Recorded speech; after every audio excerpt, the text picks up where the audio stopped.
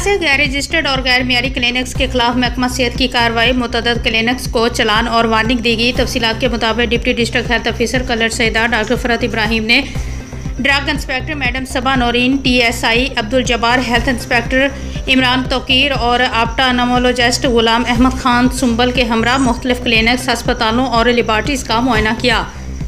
यह मुआयना डेंगू की रोकथाम और हेल्थ सेफ्टी चेक के सिलसिले में किया गया है। इस दौरान टीम ने Islamabad dental clinic, city lab, Al Mustafa medical और maternity home, Asif dental clinic, Noor eye अस्पताल, हेल्थ केयर सेंटर और बाबू अल्लादिता क्लिनिक का दौरा किया। मुआयने के दौरान नूर आई मेडिकल केयर सेंटर गैर रजिस्टर पाया गया, जिस पर चलान किया गया। इसी तरह आसफ डेंटल क्लिनिक में सफाई के नाक़िस इंतजाम पर सख्त वार्निंग जारी की गई। बाबू अल्लादिता आई क्लिनिक में ऑटो मैकेनिक्स की बाल्टी में डेंगू लार्वे की मौजूदगी पाई गई, जिस पर फौरी कार्रवाई करते हुए क्लिनिक का चलान किया गया।